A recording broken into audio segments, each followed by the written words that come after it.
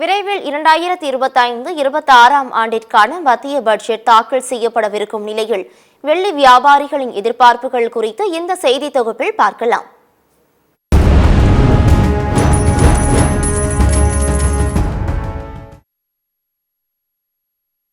மத்திய பட்ஜெட்டானது வரும் 1ஆம் தேதியன்று தாக்கல் செய்யப்படவிருக்கிறது.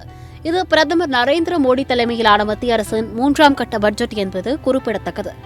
மத்திய நிதியமைச்சர் நிர்மலா சீதாராமன் தொடர்ந்து 8வது பட்ஜெட்டை தாக்கல் செய்யும் நிலையில் இந்த பட்ஜெட் மீதான எதிர்பார்ப்பு வெள்ளி வியாபாரிகளிடையே அதிகரித்து காணப்படுகிறது.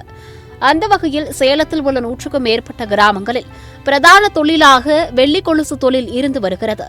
இத்தொழிலை பாதுகாத்து லட்சக்கணக்கான நபர்களின் வேலைவாய்ப்பை உறுதி செய்யும் வகையில் மத்திய அரசின் பட்ஜெட் இருக்க வேண்டும் என்பது வெள்ளி வியாபாரிகளின் எதிர்பார்ப்பாக இருந்து வருகிறது. இது வர கொஞ்ச காலம் இது எந்த ஒரு பிரச்சனையுமே இல்லாம இருந்தது. இப்போ அந்த ஜிஎஸ்டின்னு ஒண்ணு வந்ததுக்கு அப்புறம் பாத்தீங்கன்னா அதுல போக்குவரத்துல மிகப்பெரிய பாதிப்பு இருக்குது. இது இந்தியாவுடைய பாரம்பரிய தொழில். இப்ப இந்த பாரம்பரியம் இந்த யுனெஸ்கோ அதுலாம் சொல்ற மாதிரி இந்த வெள்ளி கொலுசுக்குன்னு பாத்தீங்கன்னா இதுக்கு இந்த புவிசார் குறியீடுன்னு ஒண்ணு இப்ப ஒரு கடந்த 20 ஆண்டுக்கு முன்னாடி 20-25 ஆண்டுக்கு முன்னாடி கொண்டு வந்திருக்காங்க.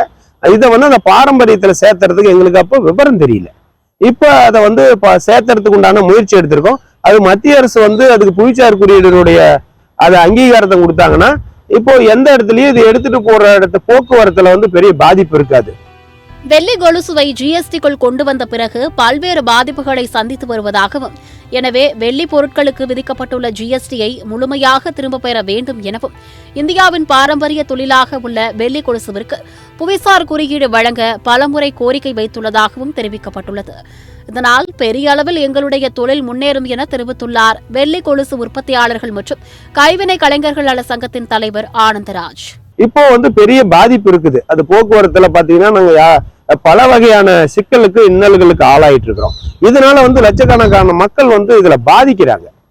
அதனால மத்திய அரசு இத கைவினைஞர்கள் ஈடுபட்டு இருக்கிற தொழில்ல இருக்கிறதுனால இதுக்கு ஒரு புவிசார் வழங்கி இது அந்த விதிவிலக்கு ஜிஎஸ்டில இருந்து மத்திய வரில இருந்து எங்களுக்கு விதிவிலக்கு கொடுத்தாங்கன்னா இந்தியாவுக்கும் பெருமை, வெளிநாட்டுக்கு ஏற்றுமதி பண்றதுக்கு இது ஒரு வசதியா இருக்கும், தமிழ்நாட்டுக்கும் பெருமை, இந்த சேலம் மக்களுடைய வாழ்வாதாரத்தை மேம்படுத்துறதுக்கு மத்திய அரசு உதவியா நினைச்சு இதை செஞ்சாங்கன்னா ரொம்ப உதவியா இருக்கும். 2025-26 ஆண்டு மத்திய பட்ஜெட்டில் வெள்ளி கொலுசுவிற்கு புவிசார் குறியீடு வழங்கி வெள்ளி கொலுசுவிற்கு விதிக்கப்பட்டுள்ள ஜிஎஸ்டியை முழுமையாக திரும்ப பெற வேண்டும் என்பதே வெள்ளி வியாபாரிகளின் வேண்டுகோளாக இருந்து வருகிறது. சத்தியம் செய்திகளுக்காக சேலம் மாவட்ட செய்தியாளர் ஆனந்துடன் சத்தியம் தொலைக்காட்சியின் செய்திக்குழு.